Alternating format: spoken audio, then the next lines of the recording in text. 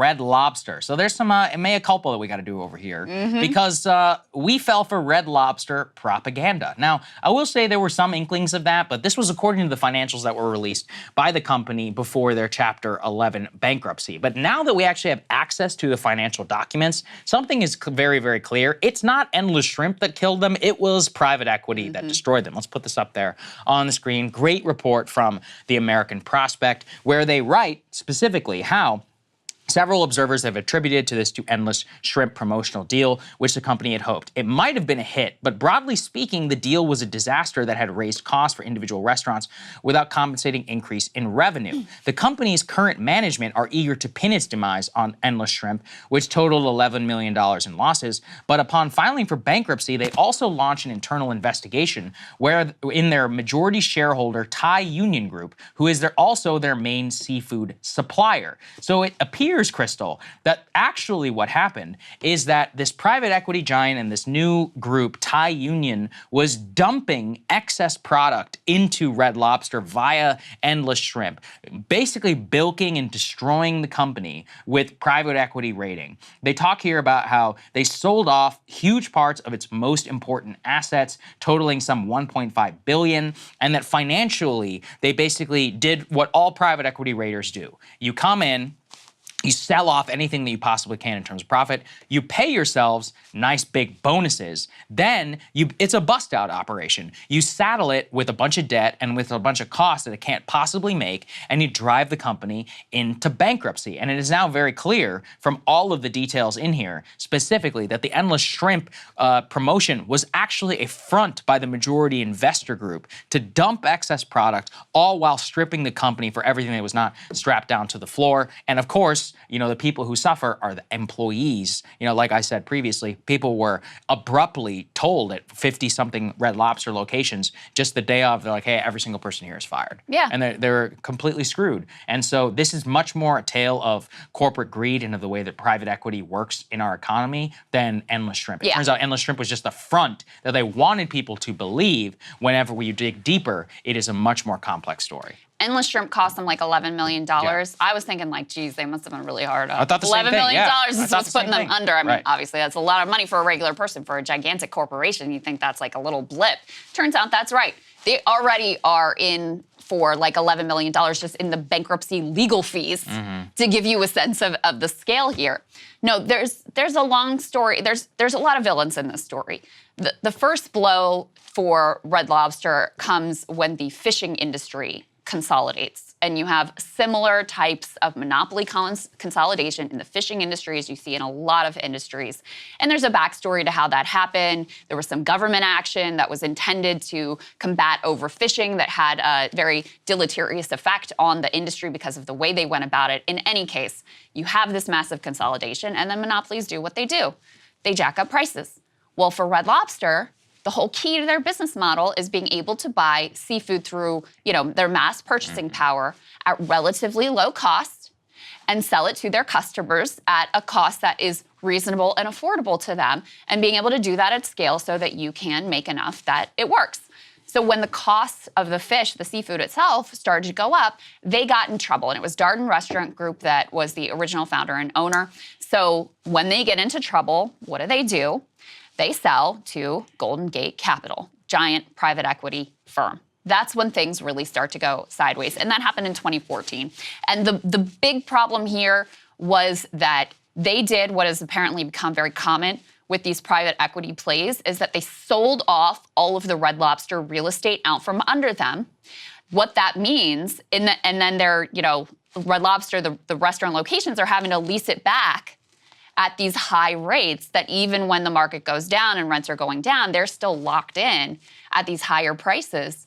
And that was really the thing that started to kill them. Then you had this other side story with Thai Union comes in and buys some share, and there's a conflict of interest there because they're the shrimp supplier. And so as Saagar was saying, they're trying to dump their excess product, and looks like they're jacking up the prices on Red Lobster too to try to squeeze every penny that it's worth out of it. But the big story here is about corporate rating and the fact that, these bad decisions were made so that the private equity company and their shareholders could get paid off in the short term, but at the long-term expense of Red Lobster, making it so that, listen, it is true consumer, food trends have changed. So Red Lobster probably needed to adjust their business model. But because of this real estate deal, they didn't have any cash or flexibility to be able to do that and shift with the times and be able to, create a restaurant experience that would really fit with modern consumers. So now we have yet another hole in the suburban real estate landscape occupied by Red Lobster, and the workers getting screwed, and a lot of loyal customers who still really enjoy Red Lobster are going to be sad to see those go from their neighborhoods. Absolutely. So let's put this up on the screen, for example, and this is still proliferating, as we said, because you actually have to read these financial documents to see the true missteps. It says Red Lobster files for bankruptcy after missteps, including all-you-can-eat shrimp. What we now know is that it was basically rigged from the very beginning, and that this private equity deal, this Golden Gate company, which did some $1.5 billion sale leaseback to artificially inflate the books of the company on top of some restructured debt, is really what killed it, on top of greedy executives with all-you-can-eat shrimp.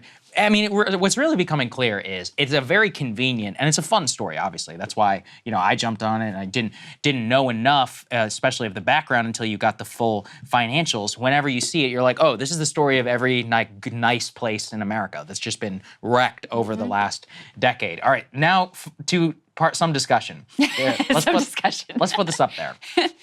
So I personally viewed this with some derision. I thought it was just another, dumbass, woke MSNBC article, but we have since learned there may be something to it. It says, why Red Lobster's downfall hits differently for Black communities. So this is an op-ed there, and it says, recent announcement, blah, blah, blah. Basically, it says that Bill Darden opened the very first Red Lobster south of Orlando, Florida in 1968 after Martin Luther King Jr. was assassinated. As he had done with his first restaurant, he opened apparently during the height of Jim Crow segregation in Georgia and insisted that Red Lobster always be fully integrated. So that's a nice history of the company. But basically what they are arguing here is that this one hits particularly hard because according to him, Black people like Red Lobster more than any other racial group. Now, I will just say, I don't think that is true.